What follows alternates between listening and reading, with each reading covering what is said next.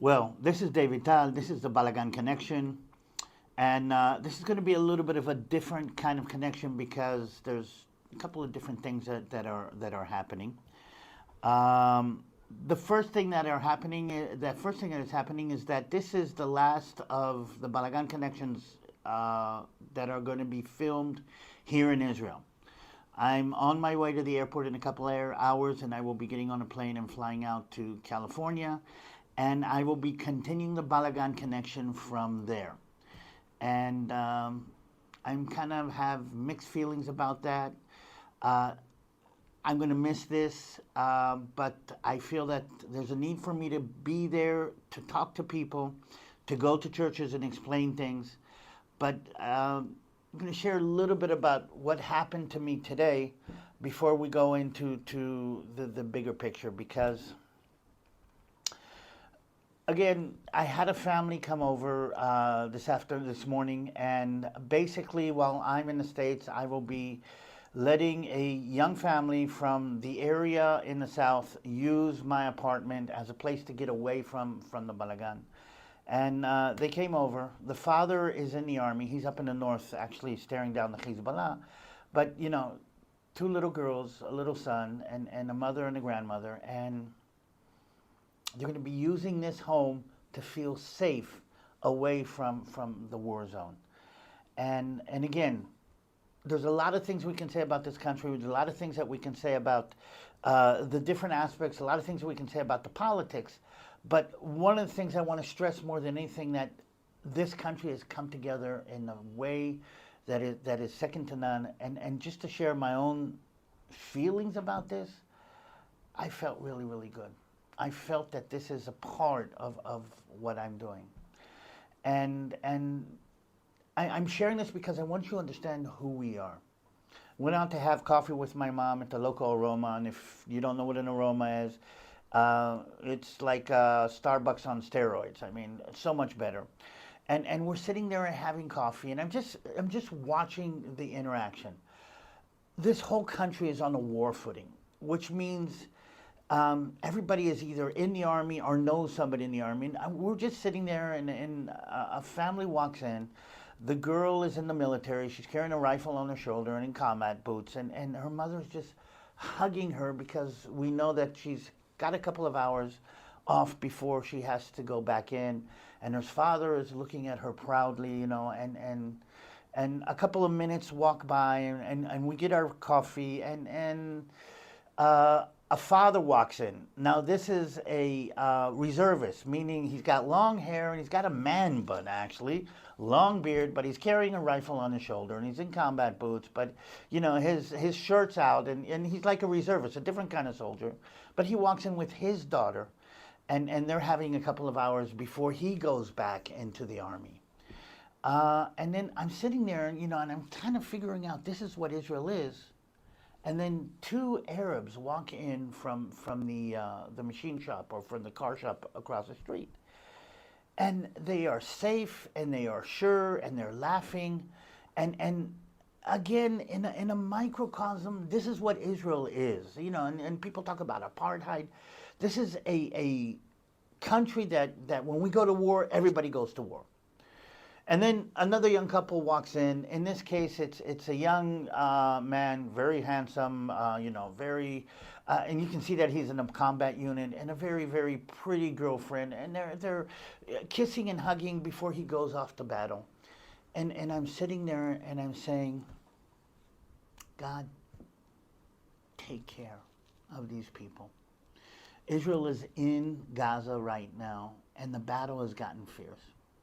Today we got news of 15 soldiers that died inside Gaza.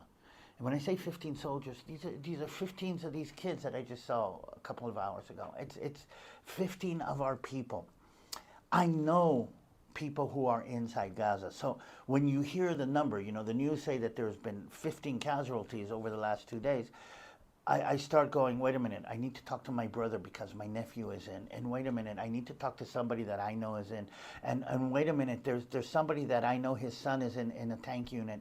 And this is what it's like to be at war in this country. But let me make this clear. Israel has gone to war. We cannot allow what happened on the 7th of October to ever happen again. And it's going to cost us. It's going to cost us the lives of young men and women. And God forbid, even part of my family that's inside. But we are going into war. We understand this. We realize this. Israel is making advance inside the battle itself. But again, the enemy is hiding inside, underneath its civilian population.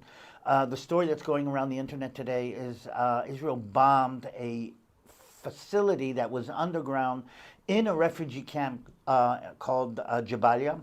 The Palestinians are saying there were hundreds dead. I think that we know that there were probably about 30 or 40 dead, and we know that most of them were Hamas militants that were literally posted or placed underneath. And we know that there were secondary explosions, which means that after we bombed the site, more things that were in there underneath these civilian buildings exploded.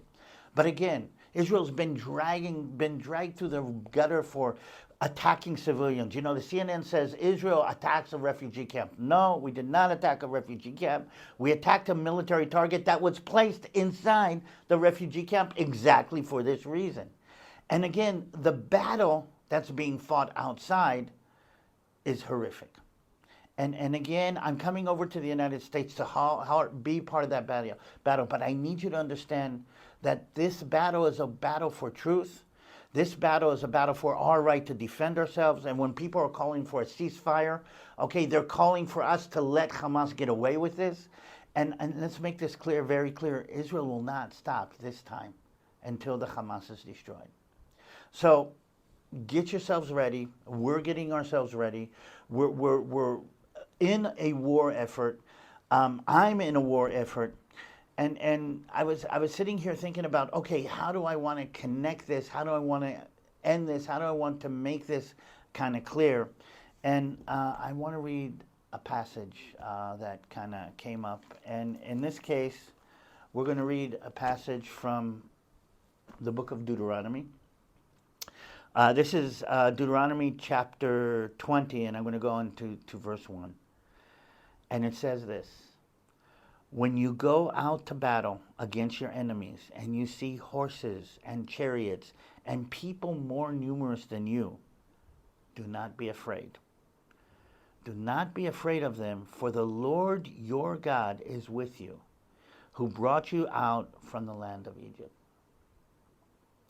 The enemy is entrenched and embedded inside civilian population. The war is not only a war for military targets, it's a war for legitimacy and it's a war for everything else. But I'm not going to be afraid because I know who is going to win this battle. I think you know who is going to win this battle. But pray for us, men, women, children, older people, younger people. Pray for the families who have sons now inside this battle. Pray for everybody who's around. Pray for the families who have sent their fathers into battle or are now going to be spending time waiting and how do you say, terrified of every phone call. Pray for the people of Israel. Pray for God's chosen people. And well, pray for the peace of Jerusalem. This is DaviD TaL. This is the Balagan Connection. This is the last of the Balagan Connections that's going to come to you from here. The next time we'll be talking will be on your side of the ocean. Hope to see you soon.